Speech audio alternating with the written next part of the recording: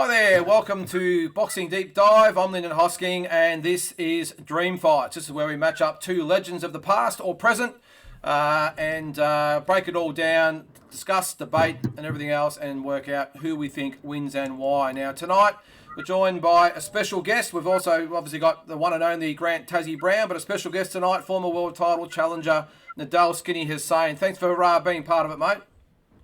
Anytime, Link.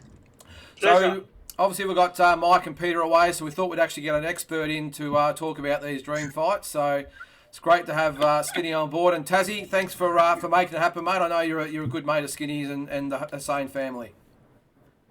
Yeah, mate. Yeah, they call me Tassie Hussain sometimes, mate. I've done my time in Punch Bowl, Yaguna, Lakemba, all the areas, and much love for all of them. Billy Hussain's my mentor. Skinny's more my partner in crime. Hussey's just a true gentleman, as you know, Lindy, with the Olympics with him. And baby Mazza needs to still learn a bit more about boxing, little baby Mazza. But yeah, they're a great family, mate. Great family. Good stuff. And Skinny, because you're our guest tonight, we're going to give you the honours of who's up tonight. I've got to say, it's got to be one of the top fights we've had on the program. I think the Costa Zoo Manny Pacquiao fight a couple of weeks ago drew a lot of feedback. But mate, who have you got for this one? My choice? Yep, your choice, mate. It's on the screen now, yep. Julio Cesar Chavez versus Roberto Duran. Yeah, so an amazing fight, this one. I've taken the liberty of putting down the terms of the fight, mate. We've made it for 12 rounds for the world lightweight title. Tassie, we're back at Caesar's Palace, mate. We're put the fight at the home of big-time boxing, Caesar's Palace, Las Vegas. Beautiful. Back at Caesar's. Right, well, before we get into... Sorry, Tassie? No, I just said, wow, what a matchup. It is. And it was so hard to dissect this one. But before we actually get into it, I want to go through last week's fight. And it was Ricky Hatton up against Vinny Pazienza. And this was a really tough one to pick. And even tougher in the poll because it come down to nothing, basically. Vinny Pazienza, 50%. Ricky Hatton 50%. So we didn't actually get a result on that one. Probably one of our most voted on fights, just like the Hagler Roy Jones Jr. one before that. So 50-50 split. Ricky Hatton and Vinny Pazienza. So probably fitting result. What do you reckon, Tassie? Yeah, look, that was a tough one, mate. I changed my mind two or three times. So, yeah, I can understand. It's just a very, very tough matchup. Yeah.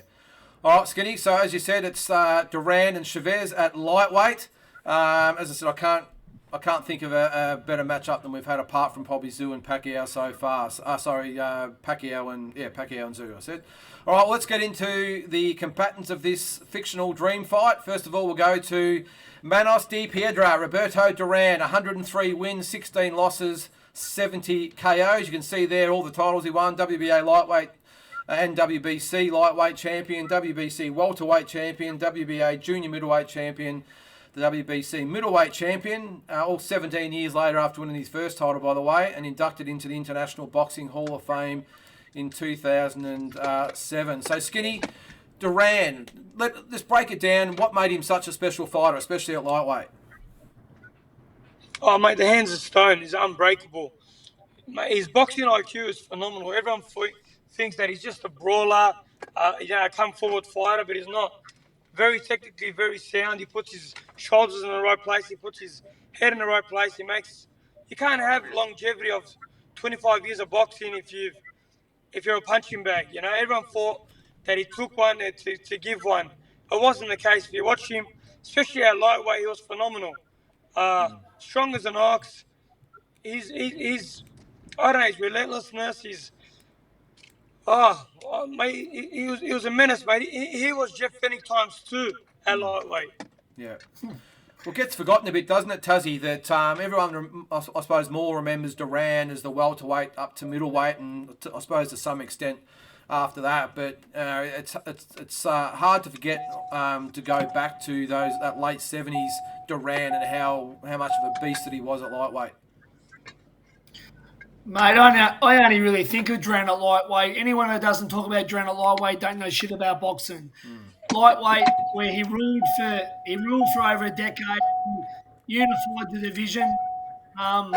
He, he, he done it all. Like he was just, he only had the one loss was to Esteban de Jesus, who he revenged out, I think, 2 or 3 times.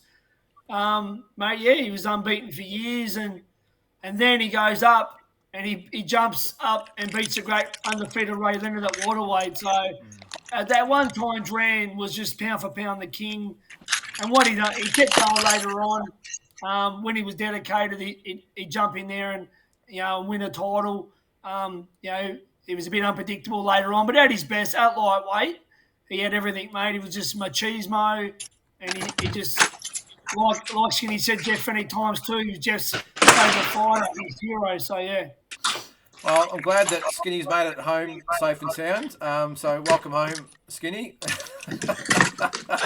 Thanks, mate. We've enjoyed the view in the car on your way home, so that's been good. So only a short drive to the gym, which is good for you. You live close to your gym, Skinny, I know that. 3 Ks away, mate, 3 Ks. Yeah. But Skinny, as you said, mate, like Duran at lightweight, he had that loss to Esteban de Jesus, but some of the other wins he had there, including one of our own, obviously Hector Thompson back in the day.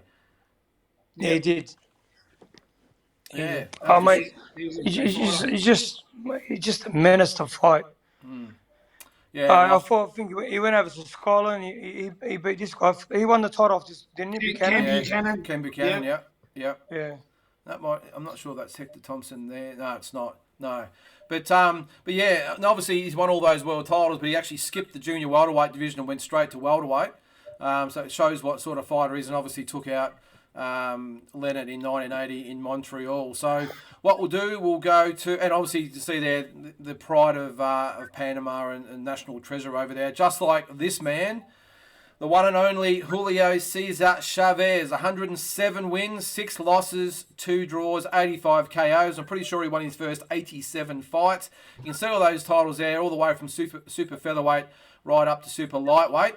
And made the International Boxing Hall of Fame in 2011. And Skinny, if you're going to come up with an opponent that could rightly stand beside Duran in a fight, a dream fight like this, you've picked the exact right guy, because what a great champion this guy was. Yeah. Aside from Chavez, Pernell Whitaker is probably the only guy that could have given Duran trouble, But Julio Cesar Chavez, phenomenal. 86-0-1 at one stage. Yep. Then he lost to Frankie Randall in his 88 fight. Mate, he's phenomenal. His work rate, again, his boxing IQ, but I think both men took losses way past their prime. They lost against people that shouldn't have been their sparring partners. But in saying that, they fought way too long, especially Duran. Yeah, you're right, especially Duran. And most of Chavez's losses were later in his career as well. But Tassie, we both had Chavez in our top 10 fighters of all time, and obviously there's a reason behind it, because the guy... Well... Sorry, Tassie, go ahead. Yeah, well, we did, mate. The other 2 blokes, whatever their names are, Mike and Peter, they didn't have Chavez, but we both had Chavez, and I know Chavez is Nadal's, Skinny's personal favourite. It's his favourite fighter of all time. Yeah. And yeah, look, I grew up. I mean, look, the 90s. The 90s was the best era.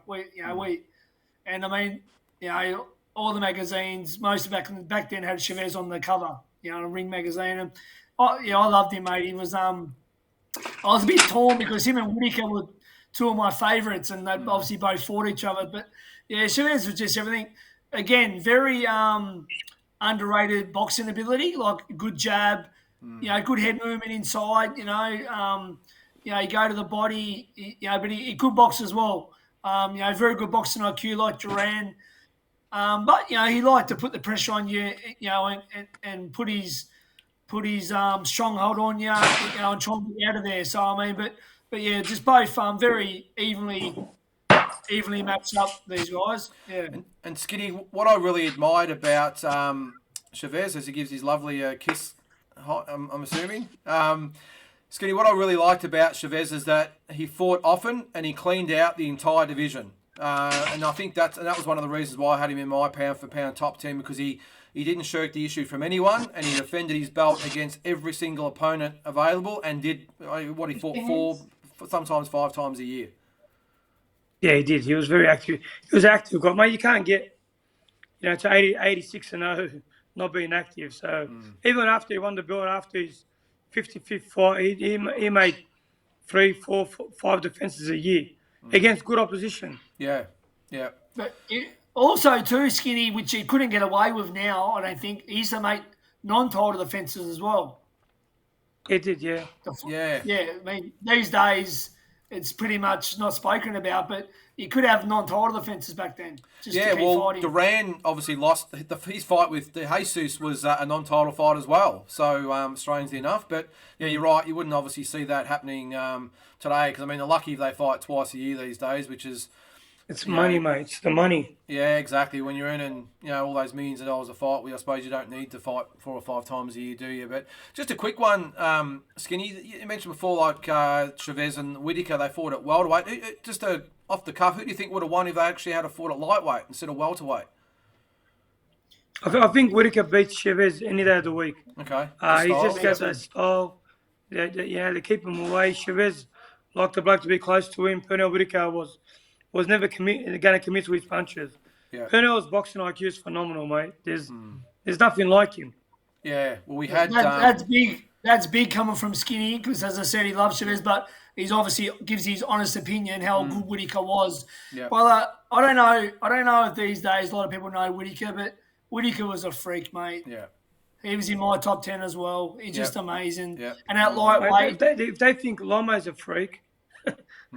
They think Lomo's freak. Short memories. Bernal's on a different level. Yeah, you're right. And we actually had him on a couple of weeks ago against Terence Crawford, I think, wasn't it, Tazzy? And I think it was unanimous for Whittaker. It was Whittaker. And that was at welterweight. Freak. Or junior, whatever it was anyway. But he only got... Look, my opinion, he pretty much didn't lose a fight. Look, I mean, the only proper loss was to Trinidad, but he was older then and up at waterweight. And a lot heavier, The De La Hoya was like that. But I mean... the loss to Ramirez wasn't a revenge at, and the draw with Chavez. Whittaker's unbelievable. Yeah, no, he was. But we're obviously talking about Duran and Chavez here. So, Skinny, mate, you picked the fight tonight. So we're going to let you lead us off with who you think wins and why. So break it down and give us your verdict. Oh, mate, I think just the willpower and the strength of Duran at lightweight. It's just too hard for a guy like Chavez to keep off. Chavez wasn't a power puncher, he's a volume puncher. He breaks opponents down, but guys like Duran, you couldn't break down. He's just as thick as an ox, mate. He's a tree trunk, you're not breaking him down. If you ain't knocking him out like Tommy Turns did, you're not beating him. He's walking straight through you. Yeah. He showed it against bigger guys, stronger guys, and sadly to say, I think he would have beaten Chavez and maybe got him out in the 9th or 10th round, Okay. That's my honest opinion. Yep. Yeah, It was a tough one. Tazzy, what do you think, mate? Who wins and why? Yeah, look, it's a tough one. Great fight. Respect to both guys. I mean, look, a fight that impressed me with Duran was a fight he didn't win, but for Duran to go up and fight the undisputed middleweight champion of the world, Hagler, and he was in that fight. He was in a lot. He shouldn't have been. He shouldn't have been in that fight, but he was in that fight.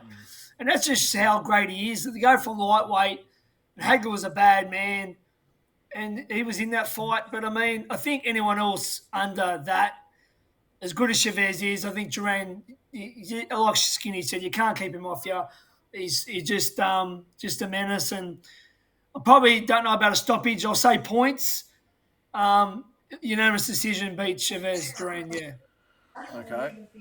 All right. Well, this is probably about where I get told I don't know shit about boxing, because I actually think Chavez is a real chance to beat Duran. I really do. Only based on styles. Now, we talk about it all the time with styles, and, I've just got to feel I've gone back and forth a few times, but I think the way it would go down is it would be Chavez who would actually be the aggressor. I think Duran would pick him or try and pick him off from long distance, because he's actually an underrated boxer and had so good skills as we've seen in the past. But I've just got a feeling that Chavez would get in close. He'd be ripping and hooking. One thing that Duran had over his opponents was the fear. He intimidated them.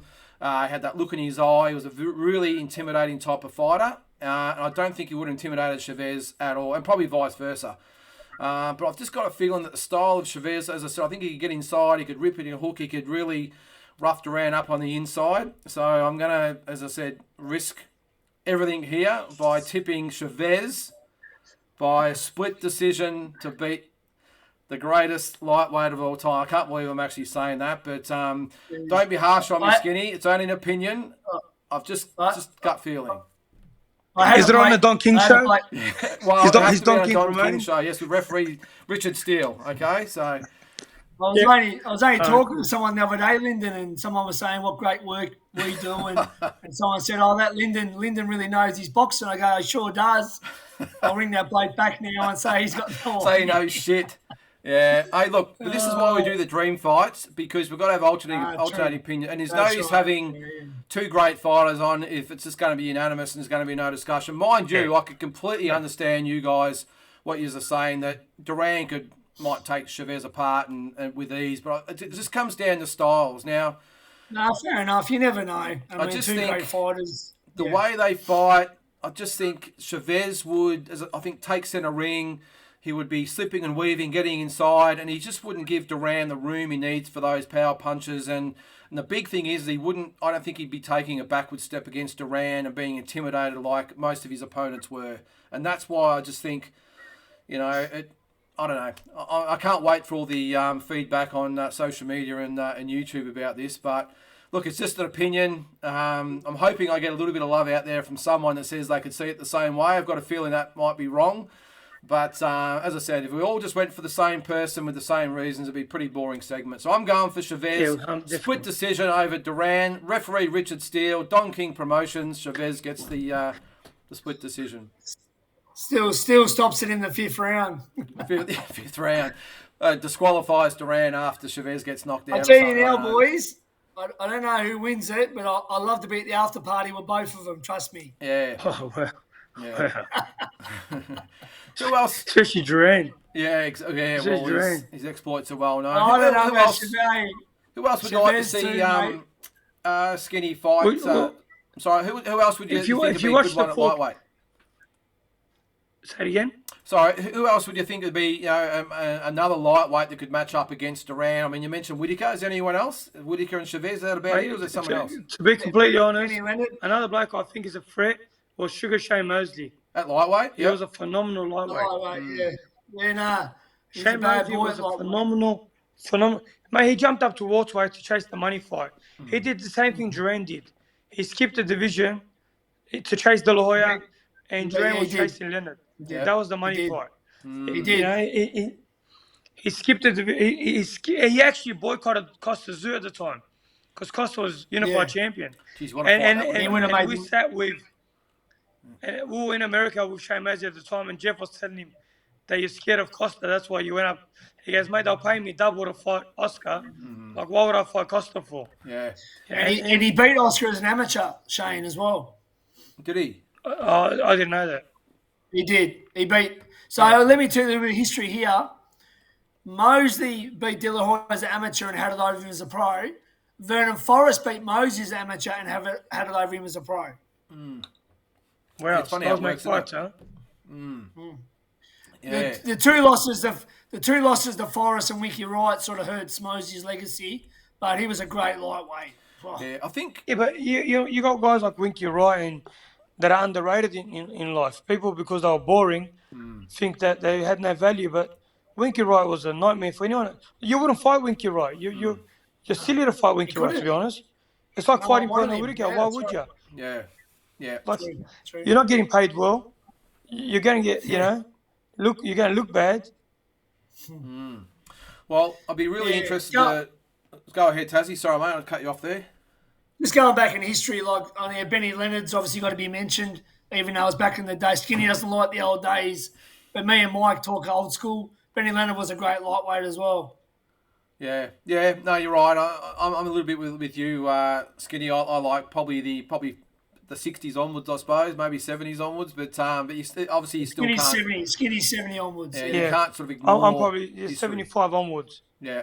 You know probably Harry 70s Greb onwards, is skinny? You know Harry Greb? Huh? Harry Yeah, I know Greb. Harry Greb. Yeah. Yeah. Mike loves him. He done this with his hands, the long hands. bit You of know this. what I mean? Yeah. Back in the Mike loves him. back in the James J. Jeffries days. But mate, yeah, no, look, as I said, it was a great choice for a fight, for a dream fight, Chavez and Duran. And the good thing about there's so many fighters from lightweight up to welterweight that we could match up against each other. It's probably the golden divisions of dream fights, I suppose, isn't it? From so many great matchups. But now you've said Shane Mosley, I think you're right. I think it would be a good one to match up with a Duran or Whittaker or these types of guys, because I think his legacy was a little bit damaged probably later in his career as well. I think he had the loss obviously to Mayweather and Canelo. Floyd. Didn't really turn up for the Canelo fight. I don't think he Monday. didn't turn up for that one. Yeah. What about when he come back and knocked out Margarito after Margarito beat Cotto? Yeah, no, he did, but then followed up with pretty ordinary performance against Mayweather. Yeah. Not that that's any disgrace against that, but I just don't think he rocked Mayweather. Yeah, he did. He did, and then didn't win another round after that, which is probably the greatness of Mayweather. Then he fought that clown Maidana. What's that clown's name? Mayaga. Mayaga. Yeah. He came here. He fought Chuck Mundine and got stopped. Yeah. He sat on his stool. I know he was done as a fighter, but you don't do same that. as Roy Jones. Same as Roy, brother. Yeah. Same as Roy coming to lose to Danny Green. Same. Roy got knocked out. Roy never sat on his stool. At least Roy got knocked out. Like, you get knocked out, you get knocked out. But you reckon that was legit? Shane, what is it? Was Roy and Green legit? Yeah, 100% was legit. Roy's chin was gone, mate. Tarver knocked him out. He had been, what's his name, knocked him out as well. Johnson, Stevie. He had been knocked out a few times. So, yeah. Well, we could talk all night about this, guys, but Skinny, mate, really appreciate your being on. I think we might have to turf either Peter or Mike, Tassie, and get Skinny on permanently here. So we like someone that knows. Skinny. Well, Mike's doing the rain dance, trying to get water in for the rain in Kenya. And we don't really know what Pete's up to. He just wanted the night off, I think, didn't he? We don't know what is Pete doing. I think he's out with KO. I think that's what he's doing. I think he's out hobnobbing with KO. I've got a feeling. Is he just matchmaking the KO car? Like, how hard is it? Yeah, I think he might be. Anyway, but I tell you what, KO will be doing nothing. No, he won't. KO will be doing nothing. He will be doing all the work. All good, mate. Well, thanks again, Skinny. Really appreciate it, mate. I know you're a busy man. You've got the social media world as well as the gym and everything else going on. So, mate, really appreciate it, and hopefully we can have you back again. No, good man. Thanks, mate. Thanks, guys. See you again,